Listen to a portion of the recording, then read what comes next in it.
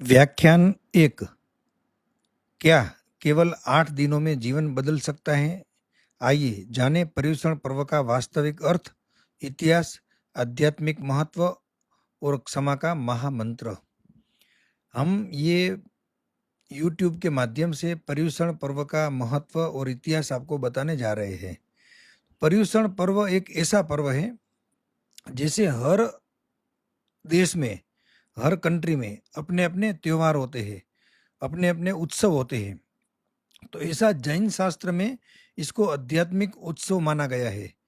पर्व माहे पर्युषण मोटा, अवर न आवे तस तोले रे। जितने भी पर्व इस विश्व के अंदर है, वो सभी पर्वों के अंदर ये पर्युषण महापर्व श्रेष्ठ पर्व है। और ऐसा कहा गया है, ये पर्व देवता लोग भी मनाते हैं और महाविद्य क्षेत्र में भी इस पर्व का बहुत सारा महत्व होता है। तो ये पर्युषण पर्व का महत्व बताने से पहले आपको अध्यात्म का महत्व बताना बहुत जरूरी है। क्योंकि जब हम पर्व की आराधना करते हैं ने, तो कभी कभी कहीं न कहीं हमारे मन में मैं दिगंबर हूँ, मैं श्वेतांबर हूँ, मैं एक तिथि वाला हूँ, मैं दो तिथि वाला हूँ, मैं स्थानकवासी हूँ, मैं 3 कोटि वाला, 6 कोटि वाला, बहुत सारे संप्रदाय हैं। तो सभी के मन में अलग-अलग प्रश्न होते हैं कि क्या पर्युषण पर्व में सब एक नहीं हो सकते हैं? सब एक बन करके पर्युषण की आराधना नहीं कर सकते हैं? मगर आप एक बात ध्यान रखना, ये पर्युषण पर्व आत्मा की साधना के लिए है। तो यहाँ पर संख्या बल का, गच्छ का, समुदाय का कोई महत्व नहीं है। आप अकेले भी इस पर्व की आराधना कर सकते हो। समूह में करते हो तो बहुत सारे पुण्य का उपार्जन होता है। मगर ये सब सोच करके कि हमारे पर्युषण पूर्ण होते हैं, तो दिगंबर संप्रदाय के चालू होते हैं। तो सच्चा पर्युषण कौन सा? कभी कभी हमारे घर में भी, हमारे आजू बाजू में भी ऐसी बहस होती है कि क्या करना चाहिए। हम जब पर्युषण पूर्ण करते हैं और बाद में हम लोग तो रात को भी खाते हैं, घूमने के लिए भी जाते हैं, और दूसरे संप्रदाय वाले उसी टाइम पे पर्युषण पर्व की आराधना करते हैं। तो हकीकत में सच्चा पर्युषण कौन सा है? मैं यहाँ ये कहना चाहूँगा कि आराधना के लिए और आत्मा के लिए कोई गच्छ नहीं होता है, कोई समुदाय नहीं होता है। यहाँ सिर्फ भगवान की आज्ञा होती है। तो अब दूसरा प्रश्न होता है कि क्या दिगंबर लोग भगवान की आज्ञा का पालन नहीं करते हैं, खाली श्वेतांबर लोग ही करते हैं? तो यहाँ भी ये समझना जरूरी है कि उनकी गुरु परंपरा से उनको जो मिला है उसका वो पालन कर रहे हैं। हमारी गुरु परंपरा से हमें जो मिला है उसका हम पालन कर रहे हैं। न तो सत्य हमारे हाथ में है, न सत्य उनके हाथ में है। तब हमारे भगवान ने ऐसा कहा है कि जहाँ पर हमारी दृष्टि नहीं पहुँचती है, वहाँ पर ऐसा बोलने का तत्वम केवली गम्यम, मतलब ये सत्य क्या है मैं नहीं जानता हूँ, बस मैं मेरी आराधना करना चाहता हूँ। ऐसा सोच करके यदि आप पर्युषण पर्व से जुड़ेंगे ने, तो कोई भी समुदाय में रहने के बावजूद भी आप 100% इस पर्युषण की आराधना करने से तैर जाएंगे। अब इस पर्युषण में ध्यान क्या रखने का है? तो सबसे पहले तो अहिंसा हमारी माता है। हर जीव की रक्षा करना, छोटे से छोटे जीव को हमारे तुल्य समझ करके, जो चीज सुनने से, जो चीज का अनुभव करने से हमें दुख होता है, वो चीज उनके साथ भी नहीं करने का। मतलब भगवान महावीर स्वामी ने बहुत अच्छा कहा है कि जियो और जीने दो, आप भी जियो और दूसरे को भी जीने दो। अहिंसा धर्मस्य जननी, सभी धर्मों की माता है। जहाँ अहिंसा नहीं होती है, वहाँ धर्म कभी भी नहीं होता है। तो यहाँ पर हर व्यक्ति के हृदय का ध्यान रखने का है। आज हम लोग देखते हैं कि उपाश्रयों के अंदर, मंदिरों के अंदर इतनी भीड़ होती है परमात्मा को भेंटने के लिए, भक्ति करने के लिए। चलो तब तक तो बहुत अच्छा है कि लोग मंदिर जाते तो है ने, मगर जब वहाँ पूजा के लिए, चढ़ावे के लिए, मंदिर के कुछ नियमों के लिए कुछ उग्र बोलाचाल होती है, शत्रु बढ़ते हैं, क्षमा को दूर रख देते हैं, तो मन में थोड़ा दुख भी होता है कि ऐसे बड़े पर्वों के अंदर आराधना करनी चाहिए, गुप्त साधना करनी चाहिए, आठों कर्मों का क्षय करने के लिए संकल्प करना चाहिए। तब हम लोग कैसा कैसा करते हैं। चलो अपन उस बात को छोड़ देते हैं, वापस हम फिर के अपने आत्मा के ऊपर आते हैं। तो ये पर्युषण पर्व के अंदर आपको आपके दुर्गुणों को ध्यान में रखना है और उस दुर्गुणों को निकालने के लिए आपको कल्प सूत्र सुनना है। जब आप कल्प सूत्र सुनेंगे तो आपके कर्तव्य क्या है, आपको क्या करना चाहिए, आपको क्या नहीं करना चाहिए, ये पूरा डिटेल में हमारे महापुरुष ने इस कल्प सूत्र के अंदर बताया हुआ है।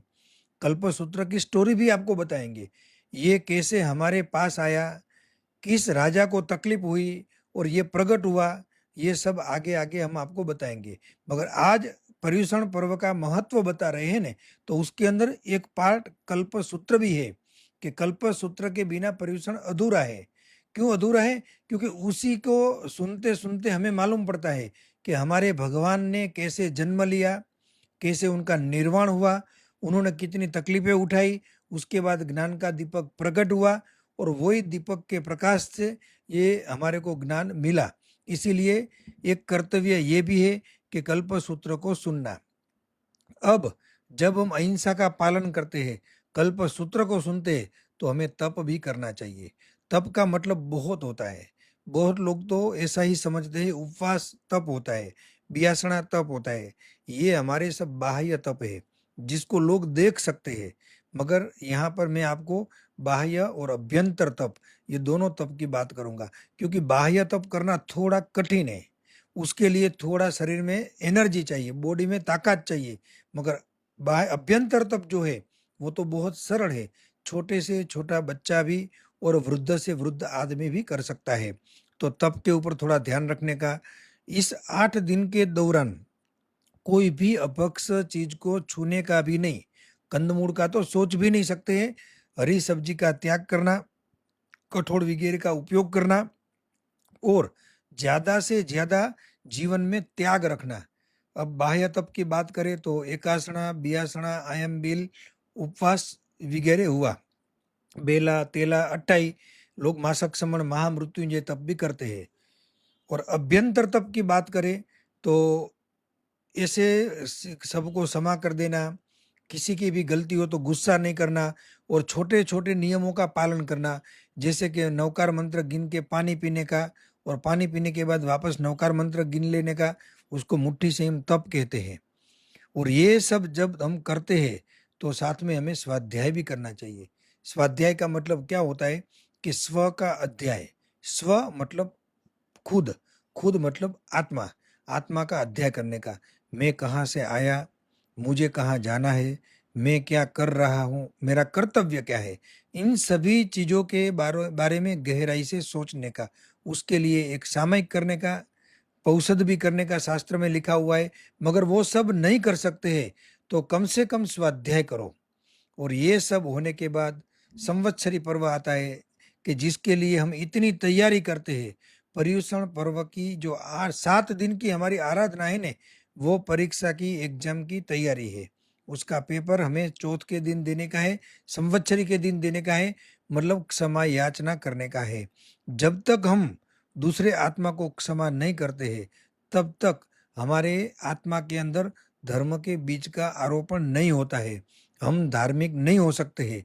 आध्यात्मिक होने के लिए भी और धार्मिक होने के लिए भी क्षमा करना बहुत जरूरी है।